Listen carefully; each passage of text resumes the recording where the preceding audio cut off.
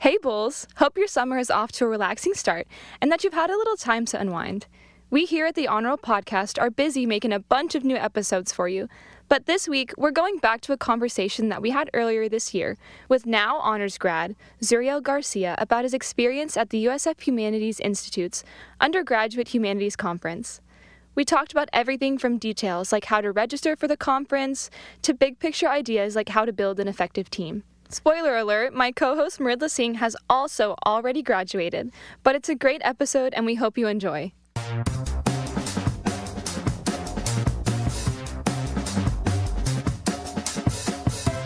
Hey Honors Bulls! Welcome to the Honor Roll Podcast, the flagship podcast of the Judy Genshaft Honors College Podcast Network. I'm Caroline Merriman, a junior studying English and biology here at the Honors College. Today, my wonderful co-host is Mridula Singh. She is a senior studying biomedical sciences and psychology.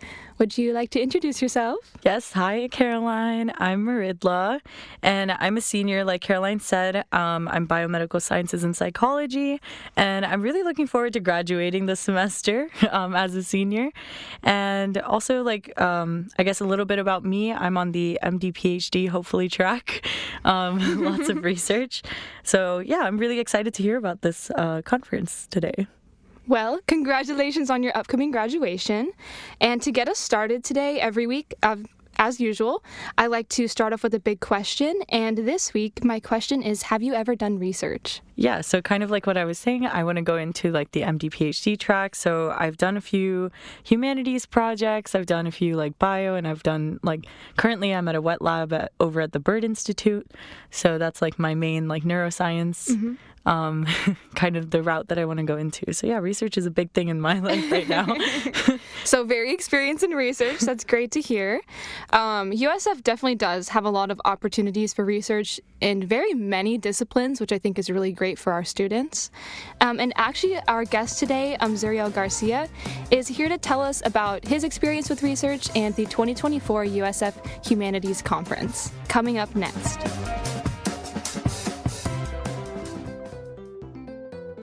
Explore the world of research with the University of South Florida Undergraduate Research Portal. This centralized online portal paves the way to exciting research opportunities filled with discovery and personal growth. It will connect you with the right research lab, professors, and mentor relationships at USF. The perfect research opportunity is just one click away. Search USF Research Portal or visit the Judy Genshaft Honors College website to learn more. Hey Bulls! Today we're here with honors student Tzuriel Garcia to talk a little bit about this year's Undergraduate Humanities Conference hosted by the University of South Florida. Welcome to the podcast. Would you like to introduce yourself? Okay, so hi guys, I'm Tzuriel Garcia. I'm a senior industrial engineering student. I'm also in the honors college, and yeah, I was at the conference and it was fun. It was a good time. So USF hosts an undergraduate humanities research conference every year, and this January the university held the 5th annual conference, which features student projects, panel discussions, and guest speakers. So how did you participate in the conference? So I did not me and my team, we did a poster for our presentation about a project that we've been working on in one of the honors classes. It was in art and the environment. And what we were doing was kind of like clay 3D printed bricks almost to line seawalls so that we can restore oyster habitats and, population in the Tampa area. Because a lot of the seawalls actually make it more difficult for oysters to grow. And the lack of oysters makes certain things like red tide worse for us. So what we did is we were informed of this conference, so we decided to participate, and we made a poster for it, and we presented our research and some of our prototype 3D prints that we had at the conference, and it was very interesting seeing other people's research, actually. That was probably one of my favorite parts. But yeah, that's what me and my team did. I actually didn't do anything for the poster. I did I did all the technical engineering stuff, and we had people that were much better at making posters and taking care of all the writing and making things look pretty. Yeah, kind of going off your answer there, you talked about, like your favorite part. What was like something that I guess you enjoyed about attending this conference specifically, or something that Humanities Conference does maybe differently than the other ones you've attended or kind of seen? So being an engineer, most of the conferences I've been to are very job oriented. You're always talking about companies and, we're doing some really cool stuff and we can only tell you a little bit because the rest is, top secret. But what I really liked about this conference is how there's a big focus on the students. So, at no point did it feel like I was there for the companies or, I was there to see other people. It felt like I was there among the students so that we can, check each other's research out and get some practice going for, larger conferences. And I really enjoyed just talking to other students and seeing what ideas they came up with because, from my background, I'm not really exposed to humanities as much as, other majors. In fact, most of my humanities exposure comes through the Honors College, which is why I enjoy it so much. And yeah, just some ideas that I liked. There was one doing the research about the impact George Floyd has had on communities in the area. The Latino community, which I'm Mexican. My parents came from Mexico. I was born here, so it is interesting seeing the impacts, societal impacts from big events. And then there were also some art projects there as well, murals, and the mural looked really cool. It was another project from our class, and I didn't get to see it when it was finished, but then I saw the poster, and it was really impressive. Yeah, the Breath of Life mural. It's in like it's in the community gardens. I think it's in the botanical. Yeah, the botanical gardens. Yeah. And the poster itself. I don't know if you like. So I was at the conference as well. So I saw like the poster itself. They had like this graphic, and it was like, I don't know. It was really nice. I think that's like what was my favorite part was like the freedom of like how you show. It's not one of those like health conferences where it's like a template, a guideline. It really lets you like showcase like what you want to. And that project specifically, they had so much like design in the background, and they actually had like nature and that kind of thing. So I think it's really cool. I definitely agree that a lot of like STEM conferences are very like, like hardcore, like you're going into this, you're selling yourself, you're not one of like the presenters, you're just like an attendee kind of thing with a poster, and this really makes you like feel empowered, which is really nice. And there were a lot of freshmen from the Honors College that did the arts one you were talking about with like music and stuff, which was really cool too. I don't know if you got a chance to listen to some of those, but I unfortunately didn't. I could only present, and then I had to head to class. In fact, I was actually skipping one of my classes. Pretty close with the professor, and I just let him know, hey, by the way, is it cool if I didn't show up to class? And he's like, oh yeah, you can skip whatever. cool. So that was fun.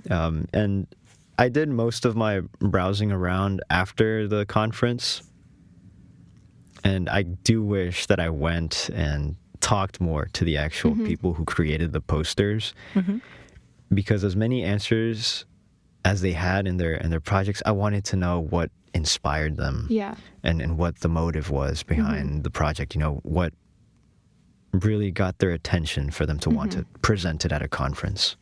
Yeah, it seems like there's like a bit more room in like the Humanities Conference as opposed to other conferences just for like engagement and community building and creativity. Like there's a bit of a, not necessarily like an informality, but like a friendliness about it. 100%. Yeah, I feel like, I mean, like I know you unfortunately didn't have a chance to check out like the live ones, but this is like neat in a way that like a Humanities Conference is like one of the like only conferences on campus that do where they have like the poster presentation like where we presented, but then they had like an option to have a slideshow presentation and actually speak to the crowd. So you attended these like lecture style, like they're telling you what motivated them, they're telling you like the connection to their personal life, and I think that's so much more personable, and it's also good exposure for like people who have never done something like that before. Like I was able to in high school, so I feel like I've done the the slideshow presenting, that kind of thing, but a lot of my friends haven't, so it gives you like a chance to kind of like get up there and be like, okay, like this is why I did it. This is what I was doing. And then, explain what's on there further than that like written piece.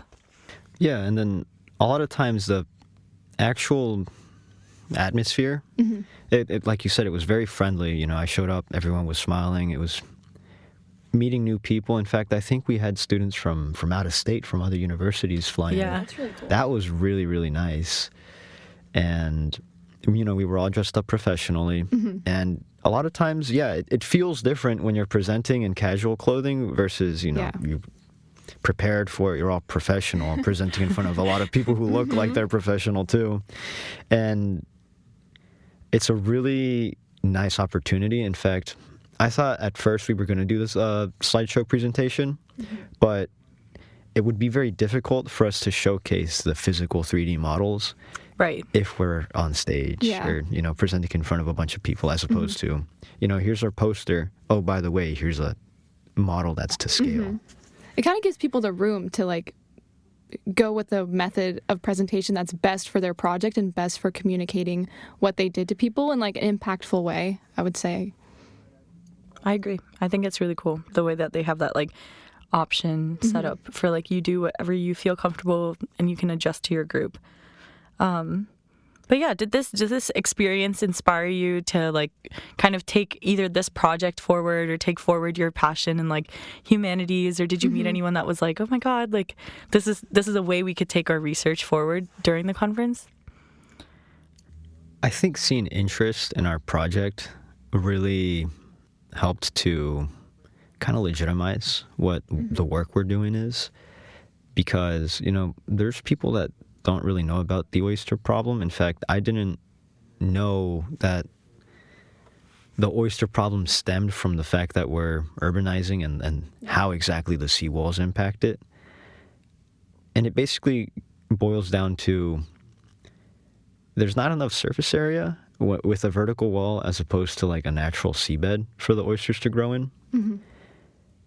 And I didn't really get that until I showed up to the class, and, the professor, Tina Parachi, she gave a whole presentation about it. She brought in other people to do presentations and learning about the issue. And then we get to, in turn, teach other people how exactly, the oysters are going to kind of repopulate in the Tampa Bay area. And, there was a lot of feedback at first. Maybe the first couple people, we didn't do the best job, but that's what the conference is for, right? We're learning, we're getting the experience that you need, because there's a lot of things that you can teach and say, but at the end of the day, practice is what really teaches you and what you'll really learn from. And learning those speaking abilities, learning how to explain the issue to people that are, have different backgrounds. You might have a biologist that already knows the issue. You might have someone who's never heard of it. Right. And it's a great experience, being able to talk to people, learning how to explain, learning how to have a conversation about something you're passionate about, and then remembering everything. That's probably, that's the best part. When you forget what you're talking about, and then you have to like kind of go back and tie it back in and figure out how to weasel your way out, or, well, not really weasel your way out, but how to prolong the conversation in a way that's meaningful without just saying, oh, I forgot. Oh, yeah. Sorry. Come back in a few hours. I'll remember it then. And funny enough, we did actually remember after about a minute. It clicked. It came to me. I think the question was, I forgot it. So, like that, It'll right? come back in a minute, right? It'll come back, yeah. Are you interested in graduate study, prestigious scholarships, studying abroad? Serving all 3 USF campuses, the Office of National Scholars, ONS, mentors USF students for prestigious awards and scholarship programs focused on research, international education, graduate study, and intellectual development.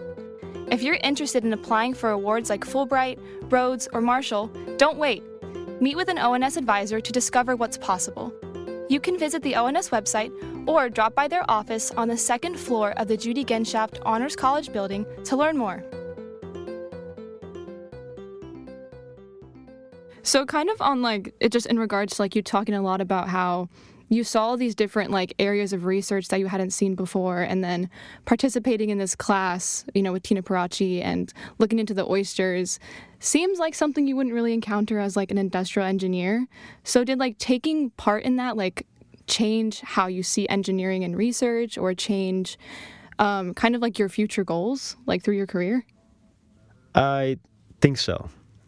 So my hobbies, I'm an industrial engineer because that's what I want to do for a job, and it's what I want to work. You know, it's something that I'm good at, and I can work that job.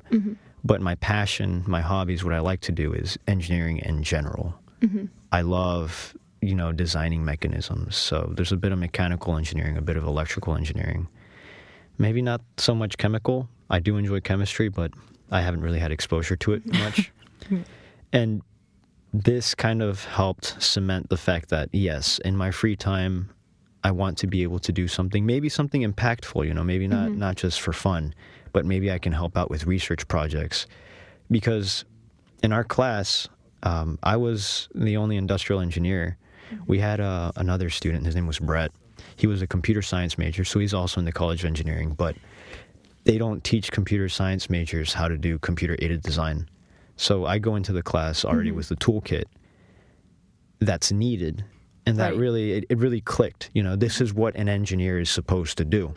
Because, yeah, it's fun having projects in the College of Engineering, but there are a bunch of engineers, and they're usually a bunch of industrial engineers. So they know everything I know. This is completely different. There's people, man, the amount of students, when we were at the botanical gardens looking at it, they were just naming every single plant. They could tell you what genus they're from. And I'm like extremely impressed because I just see the plant and I'm like, oh yeah. It's a plant. It's the purple flower. Yeah, it's a purple flower. And the way that our knowledge just complements each other is so nice. And it's an experience I want to have. And you don't always get that in a job. But because this is such a creative endeavor, it really allows us to play to our strengths in the teams. Like I said, I was doing some CAD modeling. There was a teammate of mine, his name was Nader. Or his name is Nader. We're still working on the project. His name is Nader. Present tense. Yeah, so it did inspire me to keep working on the project. The professor, Tina Parachi, she's like, hey, if you guys want to keep working on this, we can do like a 0 credit research in the next semester. So I signed up for it. In fact, the entire team I was in, we all signed up. So we keep meeting up and we keep discussing how we can improve our design, make it better. Because we all, you know, brought something to the table. It wasn't just my design. It wasn't just Nader's design, because he also did a little bit of CAD.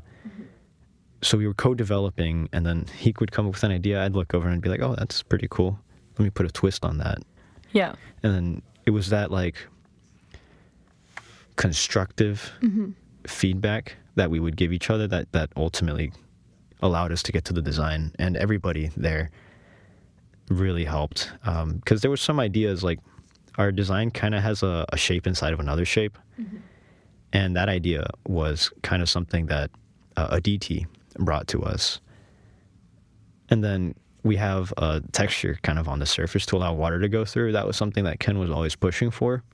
We didn't get to implement it until a lot later because it was kind of difficult to implement from a 3D modeling perspective, because I use a very rigid system. It's not creative, you know, it's very engineering, like, you know, it's very strict. But we all brought something. And then Amreen, she was kind of helping me and Nader. She was like combining our ideas. She was always there. We always drew everything out in the class. It was a very fun experience, and I want more of that going forward. And I do love working on solo projects, but this team project was very fun, and working with people who aren't engineers was very fun as well. How do you think, like, just going off of, you talked about your team a lot there, like, how do you think that this conference kind of brought you guys closer, or like, did you guys have some kind of like experiences, like getting that poster together, or like I know you said like you did more of the engineering, someone else did more of the poster stuff, but like, you know, how was that experience kind of like tying it together, the two things? Well, during the semester, when we were trying to get the prototypes out, I was doing a lot of work on my end. But then for the conference, I didn't do very much. For the conference, that's where a lot of the other team members had to step in. Right. And it's like, oh, this is how it feels when, you know, your team, you put your complete trust in your teammates because you believe that what they're going to do is going to be a really good quality. And it was, you know, I trusted that our teammates would get the poster done. And it ended up looking really nice. All I really had to do was, you know, here's a image, here's a render of my part. And then they're like, all right, cool, you think you changed the angle a little bit? And I'm like, all right, yeah, sure, here you go. And then I see the poster when it printed out, and I'm like, wow, you guys did an amazing job. And, you know, there was a little bit where I would contribute to, you know, maybe a section, the technical section. Hey, can you word this for us? So I would contribute a little bit, but they did a lot of the heavy lifting on that part because that's, you know, they have experience with graphic design and writing papers. I'm an engineer. He's like, need I say more? Like, I didn't even take the communication for engineers course. You know, I replaced it with the honors course. I don't know how to communicate. I'm sure you know how to communicate. That's funny. That's really cool, though, to hear, like, how you guys came together so well and you're able to accomplish so much. Because I think we've all had, like, terrible group projects, like, all throughout college. And, like, you wonder, like, man, when I get into the workforce, like, is this what it's going to be like collaborating with, you know, my team and work of, like, it's just pulling teeth and it's not cohesive. So it's really cool that because you guys were from such different backgrounds that you complemented each other so much better than, like, as you said, just a group of engineers, and that they're kind of able to share their knowledge with you about graphic design and, like, communication, and you're able to learn from that. But in turn, like, there's the reciprocal relationship of they're learning from you as well at the same time. Do you have any kind of, like, tips, I guess, like, because you guys did have that experience with each other, did you have any, like, tips for how to, like, kind of not step on each other's toes? Is there anything, like, you know, if, like, you met a new group of people going through kind of that same transition of, like, okay, course to conference, but, like, you have to kind of, like, you know, interact with outside of the classroom. So, like, do you have any tips for people who are trying to make that bond? Yeah, figure out how to communicate. I've had teams where, you know, we're a team, but we don't really have anywhere to touch base on. Yeah. And it's like, well, how are we still a team? Are we even still a team? We don't communicate very well. So one of the first things we did, you know, first day we were a team, right? We get assigned teams. We didn't get assigned teams. We got assigned a project. We got to choose our team. And, you know, we all kind of sat together and we're like, all right, let's talk about some ideas we have. And we got on the board, we started drawing. We had really good ideas. We had really good team chemistry. We're a team now, right? Yeah. Before we left that room, we had set up a group chat on WhatsApp. We all have WhatsApp. We all use it. And we all get the notifications. That's good. Because sometimes, and this is a really big issue, I had this happen once, where I was leading a team, and one of the team members doesn't use Microsoft Teams. So he would never get the notifications, but he used WhatsApp. So what I should have done is I should have switched over to WhatsApp. By the time I realized that, the semester was over. But, you know. But that's a learning part of it, right? That's where you didn't make that. That's why I was like, you know, this is something that you could probably pay forward, I guess. Like, you have, like, that experience, and that's why you did that for this one. So yeah, and then we all used it, we all communicated, and then there's figuring out what we want to do and what we're good at, because there's always, like, what do you want to do and what are you good at? And a lot of, especially if you're in a time crunch, sometimes what you want to do isn't what you should do. It's what you're good at, because you can get that done quickly, and to meet the deadlines. So we kind of had to do that a little bit, where it's like, okay, we all want to do something, but to meet that deadline, let's split up and divide our work in a way that you're really good at writing. He's really good at designing. She's really good at designing websites. Let's get this done. Right. So to wrap up, I know all the students who are listening are probably going to want to know, like, oh, well, how do I apply for the next research conference?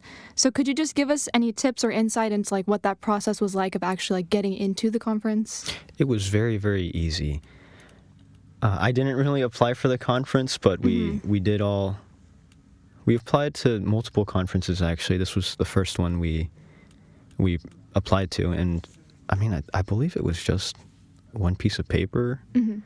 Well, I say one piece of paper, but it's like an introduction to our project, basically. You just a quick statement about it, you submit it, and then you would get a response back. In fact, we submitted early, so the earlier you apply to the conference, the easier it is to get in, and the more time you have to prepare.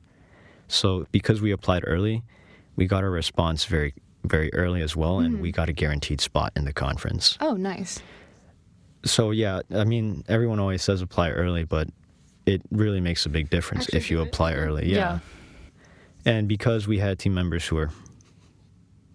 Actually, yeah, I think Aditi applied for us, and she was right on the deadlines. Like, she would always remind us, hey, guys, remember to fill out your sections because the deadline is, like, tomorrow.